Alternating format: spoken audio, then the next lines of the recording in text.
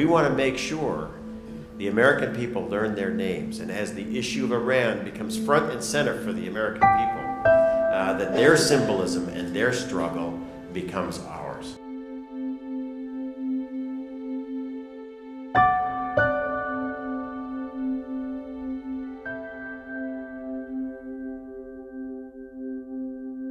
We should always make sure that we have the conviction of our own convictions. We believe in the rights of the individual, the rule of law, women's rights, and consent of the governed for the government. And that is our tradition that we represent. And then specifically with Baha'is. We're here tonight because we share this common concern about the human rights situation in Iran. And as we well know, there is a wide range of people in Iran who today are suffering grave and often brutal injustices of many kinds. Those languishing in Iranian prisons, for example, include lawyers who do nothing more than represent their clients. Journalists attempting to ensure that the public receives accurate information. And others, such as students and bloggers, who express views that the regime does not see as supportive of their policies.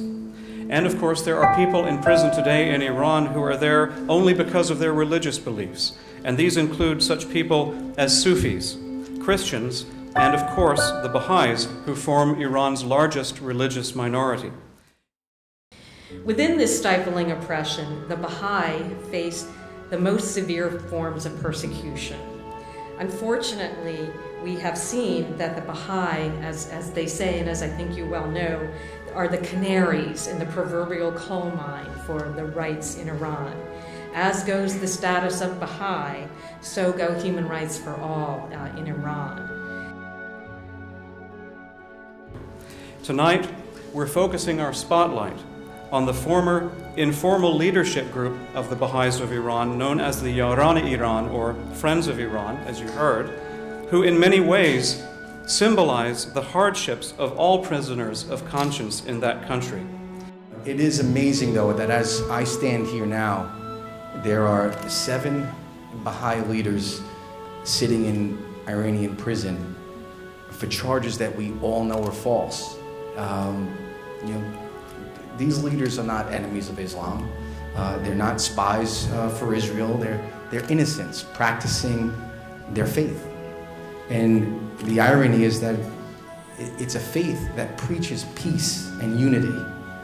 Roxana Saberi, who is an American journalist, shared a prison cell with Fariba and Mavash, and also attested to these women and how they lived to serve their communities. Before she met them, she'd heard rumors about these 2 middle-aged women whose really high spirits and love really lifted the morale of all of their fellow inmates. And in an op-ed article that Saberi wrote, she came to see her cellmates as sisters. Even in the face of the death penalty, Saberi said, their spirits would not be broken, and they went about boosting the spirits of others.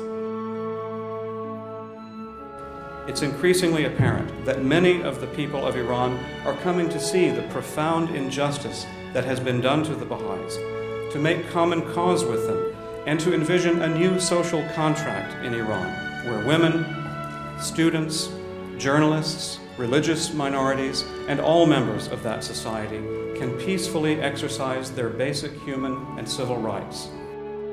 I'm very proud of the fortitude and the resolve of the Baha'is to withstand the abuses of the oppressive Iranian regime, and wish them all to know with all sincerity from the bottom of my heart that we are all with them in our thoughts and in our prayers.